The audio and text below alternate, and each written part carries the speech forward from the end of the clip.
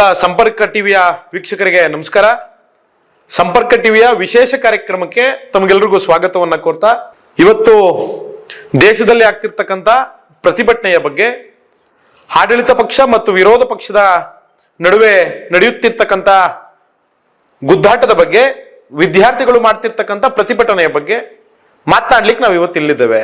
ಯಾಕೆ ಈ ಪ್ರತಿಭಟನೆ ದೆಹಲಿಯ ಜಂತರ್ ಮಂತರ್ನಲ್ಲಿ ಸ್ಟಾರ್ಟ್ ಆದ ಪ್ರತಿಭಟನೆ ಇವತ್ತು ಲೋಕಭವನದ ಹತ್ತಿರ ಹೋಗಿದೆ? ಏನೆಲ್ಲ ವಿಚಾರಗಳು, ಯಾವ ವಿಚಾರಕ್ಕೆ ಇದು ಹೋಗ್ತಪ್ಪ ಅಂತ ನೋಡೋದಾದ್ರೆ, ನಿಮ್ಗೆಲ್ಲ ತಿಳಿದಿರೋ ಹಾಗೇನೆ ನೀಟ್ ಪೇಪರ್ ಲೀಕ್ ನಿಮ್ಗೆಲ್ಲ ಗೊತ್ತು. ಮೇ 3ನೇ ತಾರೀಕು ನೀಟ್ ಪರೀಕ್ಷೆ ಇರ್ತದೆ, ಅದರ ಪೇಪರ್ ಲೀಕ್ ಆಗ್ತದೆ. ಹೇಗ್ ಲೀಕ್ ಆಗ್ತು ಅಂತ ನೋಡೋದಾದ್ರೆ, ಪರೀಕ್ಷೆಯನ್ನ ಬರೆದ ವಿದ್ಯಾರ್ಥಿಗಳು 3ನೇ ತಾರೀಕು ಪರೀಕ್ಷೆಯನ್ನ ಬರೆದು ತದನಂತರ ಸ್ವಲ್ಪ ದಿನಗಳು ಕಳೆದ ನಂತರ NTA ಏನು ನ್ಯಾಷನಲ್ ಟೆಸ್ಟಿಂಗ್ ಏಜೆನ್ಸಿ ಅಂತ ಏನು ಕೇಂದ್ರ ಸರ್ಕಾರದ ಒಂದು ಸಂಸ್ಥೆ ಇದೆ, ಅದಕ್ಕೆ ಗೊತ್ತಾಗ್ತದೆ ಮೇ 3ನೇ ತಾರೀಕು ನಡೆದಂತ ನೀಟ್ ಪರೀಕ್ಷೆ ಫ್ರಾಡ್ ಆಗಿದೆ, ಪೇಪರ್ ಲೀಕ್ ಆಗಿದೆ ಅಂತ ಹೇಳಿ. ತದನಂತರ NTA ಪೊಲೀಸ್ ಇನ್ವೆಸ್ಟಿಗೇಷನ್ಗೆ, CBI ಇನ್ವೆಸ್ಟಿಗೇಷನ್ಗೆ ಕೊಡ್ತಾರೆ. ಇನ್ವೆಸ್ಟಿಗೇಷನ್ ನಡೆಯುತ್ತೆ. ಕೆಲವು ಈ ಇನ್ವೆಸ್ಟಿಗೇಷನ್ ನಿಂದ ಪೇಪರ್ ಲೀಕ್ ಆದಂತ ಕೆಲವು ಕರಾಳ ಸತ್ಯಗಳು ಅಡ್ಕೊಂಡಿದೆ. ತದನಂತರ ಪ್ರತಿಭಟನೆಗಳಾಗ್ತದೆ. ಜಂತರ್ ಮಂತರ್ನಲ್ಲಿ ಸೋನಮ್ ವಾಂಗ್ಚುಕ್ ಅವರ ನೇತೃತ್ವದಲ್ಲಿ ಪ್ರತಿಭಟನೆಯನ್ನ CJP ಹಲವು ಪಕ್ಷಗಳು ಕ್ರೋಢೀಕರಿಸಿಕೊಂಡು, ಒಂದು ಸಂಘಟನೆಗಳು ಕೈ ಜೋಡಿಸ್ಕೊಂಡು ಒಂದು ಪ್ರೊಟೆಸ್ಟ್ ನ ಸ್ಟಾರ್ಟ್ ಮಾಡ್ತಾರೆ. ಆದ್ರೆ ವಿಚಾರ ಇವತ್ತು ಮಾತನಾಡ್ಲಿಕ್ಕೆ ಕೊಟ್ಟಿರ್ತಕ್ಕಂಥದ್ದು, ನೀಟ್ ಪರೀಕ್ಷೆಗೆ ಪೇಪರ್ ಲೀಕ್ ಆದಂತ ಯಾವ ರೀತಿ ಆಯ್ತು, ಏನೆಲ್ಲ ಕ್ರಮಗಳನ್ನ ನ್ಯಾಯಯುತವಾಗಿ ಏನೆಲ್ಲ ಕಂಟ್ರೋಲ್ ಮಾಡಬಹುದಾಯ್ತು ಕೇಂದ್ರ ಸರ್ಕಾರ ಅನ್ನೋದನ್ನ ನೋಡೋದಾದ್ರೆ, ಈಗಾಗಲೇ ನಮ್ಗೆಲ್ಲ ತಿಳಿದಿರೋ ರೀತಿಯಲ್ಲಿ ಕಳೆದ 3 ವರ್ಷದಿಂದ ಇದಾಗಲೇ 2ನೇ ಸರಿ ಪೇಪರ್ ಲೀಕ್ ಆಗಿರ್ತಕ್ಕಂಥದ್ದು. ಈಗಾಗಲೇ ಕಳೆದ 3 ವರ್ಷದಿಂದ 2 ಬಾರಿ ಪೇಪರ್ ಲೀಕ್ ಆಗಿರ್ತಕ್ಕಂಥದ್ದು. ಏನಪ್ಪಾ ವಿಚಾರ ಅಂತ ಹೇಳಿದ್ರೆ, ಈಗಾಗಲೇ ಈ ಹಿಂದೆ ನೀಟ್ ಪರೀಕ್ಷೆಯಲ್ಲೇನೆ ಬಿಹಾರ್ನಲ್ಲಿ ಪೇಪರ್ ಲೀಕ್ ಆಗಿತ್ತು. ಅವಾಗ್ಲೇನೆ ಸರ್ಕಾರ, ಮೋದಿಯವರ ಸರ್ಕಾರ ಎಚ್ಚೆತ್ತುಕೊಂಡು ಇದಕ್ಕೆ ಕೈಗೊಳ್ಳಬೇಕಾದ ಕ್ರಮಗಳ ಬಗ್ಗೆ ಅವರೇ ಒಂದು ಕಮಿಟಿಯನ್ನ ರಚನೆ ಮಾಡಿ, ಇಸ್ರೋದ ಮಾಜಿ ಅಧ್ಯಕ್ಷರಾದ ರಾಧಾಕೃಷ್ಣನ್ ಅವರ ನೇತೃತ್ವದಲ್ಲಿ ಒಂದು ಕಮಿಟಿಯನ್ನ ರಚನೆ ಮಾಡಿ ಅದಕ್ಕೆ ಬೇಕಾದಂತ ಈ ಪೇಪರ್ ಲೀಕು ಮತ್ತೆ ಎಕ್ಸಾಮಿನೇಷನ್ಗೆ ಬೇಕಾದಂತ ಏನು ಕೆಲವೊಂದು ವಿಚಾರಗಳಿರ್ತದೆ, ಅದ್ರ ಬಗ್ಗೆ ಒಂದು ಕಮಿಟಿ ರಚನೆ ಮಾಡಿ ನೀವೊಂದು ವರದಿ ಕೊಡಿ ಅಂತ ಹೇಳ್ತಾರೆ. ಕಮಿಟಿ ರಚನೆಯನ್ನು ಆಗಿರ್ತದೆ, ಅದು ವರದಿಯನ್ನು ಕೊಟ್ಟಿರ್ತದೆ. ಆದ್ರೆ ಅದು ಯಾವುದೂ ಇಂಪ್ಲಿಮೆಂಟ್ ಆಗಿಲ್ಲ.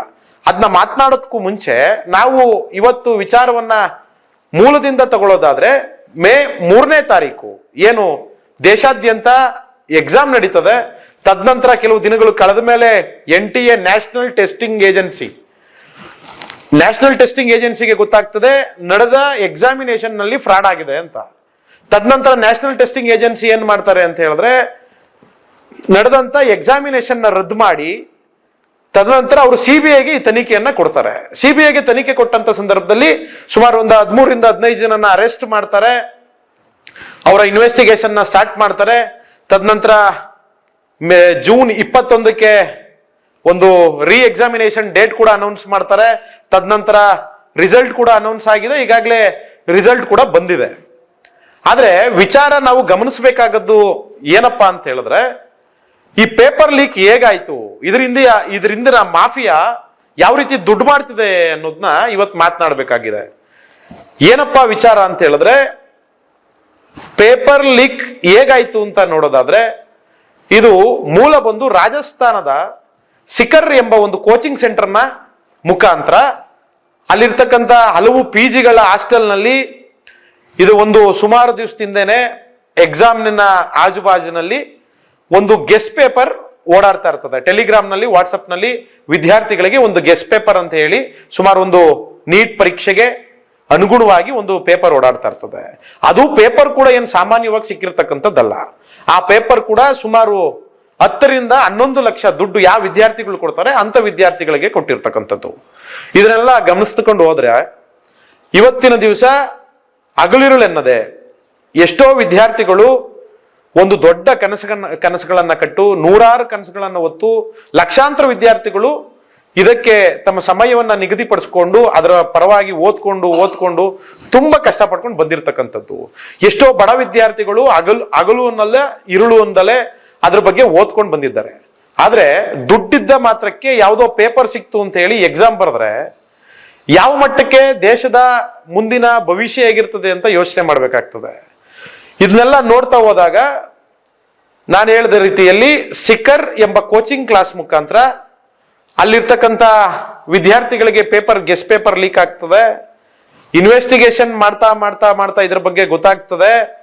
ಅದು ಇನ್ನೊಂದು ಸತ್ಯ ನಮ್ಗೆ ತಿಳಿಯಬೇಕಾದದ್ದು ಏನಪ್ಪಾ ಅಂತ ಹೇಳಿದ್ರೆ, ಇದನ್ನ ಈ ಗೆಸ್ಟ್ ಪೇಪರ್ ಬಗ್ಗೆ ಯಾವುದೇ ಕೇಂದ್ರ ಸರ್ಕಾರದ ಸಂಸ್ಥೆಗಳಾಗ್ಲಿ ಇನ್ನೊಂದಾಗ್ಲಿ ಪೊಲೀಸ್ನವರಾಗ್ಲಿ ಇನ್ವೆಸ್ಟಿಗೇಷನ್ ಮಾಡಿದ್ದಲ್ಲ.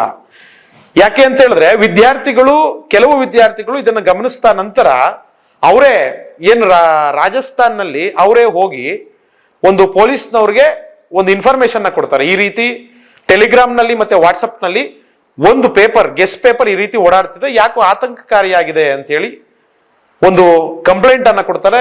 ಅದರ ಮುಖಾಂತರ ಆ ಕಂಪ್ಲೇಂಟ್ ನ ಭಾಗವಾಗಿ ಇದನ್ನ ಪರಿಶೀಲನೆ ಮಾಡ್ಕೊಂಡು ಹೋದಂತ ಸಂದರ್ಭದಲ್ಲಿ ಗೊತ್ತಾಗ್ತದೆ ಇದು ಪೇಪರ್ ಲೀಕ್ ಆಗಿದೆ ಅಂತ. ಯಾಕಪ್ಪ ಅಂತ ಹೇಳಿದ್ರೆ ಮೇ 3ನೇ ತಾರೀಕು ನಡೆದಂತ ಎಕ್ಸಾಮ್ ಪೇಪರ್ಗೂ ಅಲ್ಲಿ ಈಗಾಗಲೇ ವಾಟ್ಸಪ್ ನಲ್ಲಿ ಟೆಲಿಗ್ರಾಮ್ ನಲ್ಲಿ ಸರ್ಕ್ಯುಲೇಟ್ ಆಗಿದ್ದಂತ ಒಂದು ಗೆಸ್ಟ್ ಪೇಪರ್ಗೂ ಟ್ಯಾಲಿ ಮಾಡಿ ನೋಡಿದಂತ ಸಂದರ್ಭದಲ್ಲಿ ಸುಮಾರು 95ರಷ್ಟು ಸೇಮ್ ಆನ್ಸರ್ಸ್ಗಳು ಸೇಮ್ ಕ್ವಶನ್ಸ್ಗಳಿರ್ತದೆ. 95ರಷ್ಟು ಸೇಮ್ ಕ್ವಶನ್ಸ್ಗಳಿರ್ತದೆ.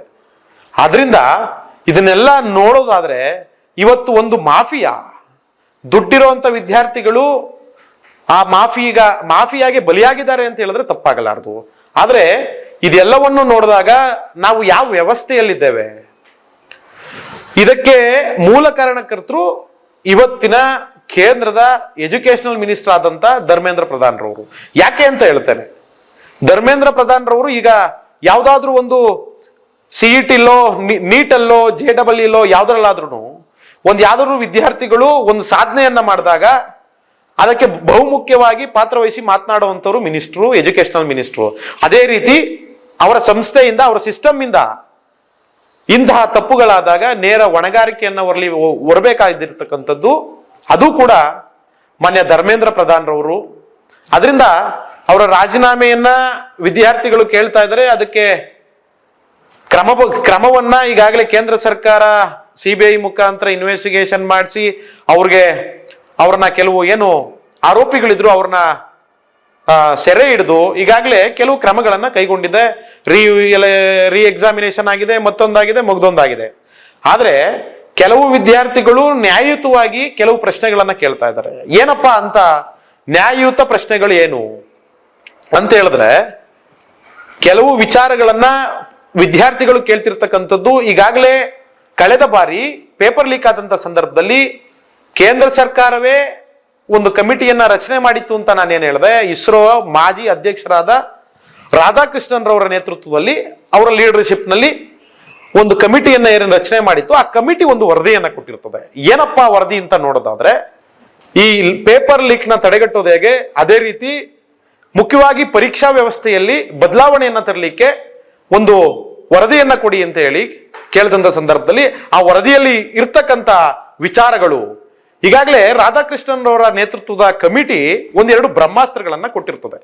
ಈ ಪೇಪರ್ ಲೀಕ್ ನ ತಡೆಗಟ್ಟೋದು ಹೇಗೆ ಅಂತ ಹೇಳಿ ಈಗಾಗಲೇ ಅವರು ಒಂದು ಪರಿಹಾರವನ್ನ ಒಂದು ಸಜೆಷನ್ ಕೊಟ್ಟಿರ್ತಾರೆ. ಏನಪ್ಪಾ ಸಜೆಷನ್ಸ್ ಅಂದ್ರೆ, ಮೊದಲನೇದು 2 ಟೈರ್ ಎಕ್ಸಾಮಿನೇಷನ್. ಏನಪ್ಪಾ ಈ 2 ಟೈರ್ ಎಕ್ಸಾಮಿನೇಷನ್ ಅಂದ್ರೆ, ನಿಮ್ಗೆಲ್ಲ ಗೊತ್ತಿರೋ ಹಾಗೆ ಏನು JEE ಎಕ್ಸಾಮಿನೇಷನ್ ನಡೀತದೆ, ಅದೇ ರೀತಿ ಮೊದಲು ಪ್ರಿಲಿಮಿನರಿ ಟೆಸ್ಟ್ ಅನ್ನ ಮಾಡುವಂಥದ್ದು. ಎಲ್ಲರಿಗೂ ಪ್ರಿಲಿಮಿನರಿ ಎಕ್ಸಾಮಿನೇಷನ್ ಆದ ನಂತರ ಅರ್ಹ ವಿದ್ಯಾರ್ಥಿಗಳಿಗೆ ಎಕ್ಸಾಮ್ ನಡೆಸಿದಂತ ಸಂದರ್ಭದಲ್ಲಿ ಸ್ವಲ್ಪ ರಿಸ್ಕ್ ಕಮ್ಮಿ ಆಗ್ತದೆ ಅಂತ ಹೇಳಿ ವರದಿಯನ್ನ ಕೊಡ್ತಾರೆ. ತದನಂತರ ಎರಡನೇ ವರದಿ ಏನಂತ ಕೊಡ್ತಾರೆ ಅಂತ ಹೇಳಿದ್ರೆ, ಪೇಪರ್ ಲೀಕ್ ಎಲ್ಲ ಆಗ್ಬೋದು. ಒಂದು ಪೇಪರ್ ಅನ್ನ ಪ್ರಿಂಟ್ ಮಾಡುವಂತ ಸಮಯದಲ್ಲಿ ಆಗ್ಬೋದು, ಅಥವಾ ಅದನ್ನ ಎಕ್ಸಾಮಿನೇಷನ್ ಸೆಂಟರ್ಸ್ಗೆ ಲಾಜಿಸ್ಟಿಕ್ಸ್ ಮುಖಾಂತರ ಕೇವಲ ಟ್ರಾನ್ಸ್ಪೋರ್ಟ್ ಮುಖಾಂತರ ಕಳಿಸುವಂತ ಸಮಯದಲ್ಲಿ ಆಗ್ಬೋದು. ಇದಕ್ಕೆ ಕಡಿವಾಣ ಹಾಕ್ಲಿಕ್ಕೆ ಕಮಿಟಿ ಒಂದು ವರದಿಯನ್ನ ಕೊಡ್ತದೆ, ಒಂದು ಸಜೆಷನ್ ಅನ್ನ ಕೊಡ್ತದೆ.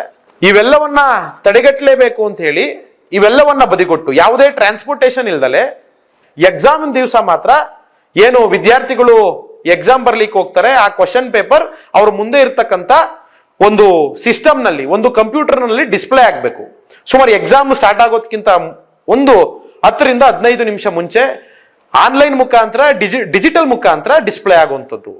ಇದು ಇಂಪ್ಲಿಮೆಂಟ್ ಆದಂತ ಸಂದರ್ಭದಲ್ಲಿ ಯಾವುದೇ ರೀತಿಯಲ್ಲೂ ಪೇಪರ್ ಲೀಕ್ ಆಗೋಕೆ ಅವಕಾಶ ಇರೋದಿಲ್ಲ ಅಂತ ಹೇಳಿ ಈಗಾಗಲೇ ಕಮಿಟಿ ಇದನ್ನ ವರದಿಯನ್ನ ಕೊಟ್ಟಿರ್ತದೆ. ಅದೇ ರೀತಿ ಎಕ್ಸಾಮ್ ಸೆಂಟರ್ಸ್ ನ ಬಗ್ಗೆ ಏನು ಪ್ರೈವೇಟ್ ಸೆಕ್ಟರ್ ನಲ್ಲಿ ಎಕ್ಸಾಮ್ ನ ನಡೆಸ್ತಿರ್ತಕ್ಕಂಥದ್ದೇ ಅದ್ರ ಬಗ್ಗೆ ಕೂಡ ಕಮಿಟಿ ಒಂದು ವಾರ್ನಿಂಗ್ ಅನ್ನ ಕೊಟ್ಟಿರ್ತದೆ. ಏನಪ್ಪಾ ಅಂತ ಹೇಳಿದ್ರೆ, ಎಕ್ಸಾಮ್ಸ್ ನ ಪ್ರೈವೇಟ್ ಸೆಕ್ಟರ್ ನಲ್ಲಿ ಕಂಡಕ್ಟ್ ಮಾಡೋದನ್ನ ಬಿಟ್ಟು ಕೇವಲ ಸರ್ಕಾರಿ ಶಾಲಾ ಕಾಲೇಜುಗಳಲ್ಲಿ ಮಾಡ್ಲಿಕ್ಕೆ ಅಭ್ಯಾಸ ಮಾಡ್ಕೊಳ್ಳಿ ಅಂತ ಒಂದು ಸಲಹೆಯನ್ನ ಕೂಡ ಕೊಟ್ಟಿರ್ತಾರೆ.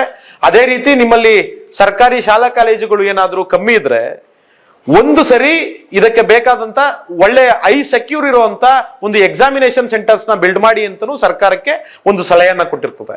ಈ ಎಲ್ಲಾ ಸಲಹೆಗಳನ್ನ ನೋಡಿದಂತ ಸಂದರ್ಭದಲ್ಲಿ ಈ ಎಲ್ಲಾ ನಾನೇನ್ ಇವಾಗ 3 ಹೇಳಿದೆ, ಆ 3 ಸಲಹೆಗಳನ್ನ ಸರ್ಕಾರ ಇಂಪ್ಲಿಮೆಂಟ್ ಮಾಡಿದಂತ ಸಂದರ್ಭದಲ್ಲಿ ಇವತ್ತಿನ ಪರಿಸ್ಥಿತಿ ಈಗ ಆಗ್ತಿರ್ಲಿಲ್ಲ ಅಂತ ಹೇಳಿ ಎಷ್ಟೋ ವಿದ್ಯಾರ್ಥಿಗಳು ಇದನ್ನ ಕೇಳ್ತಾ ಇದ್ದಾರೆ.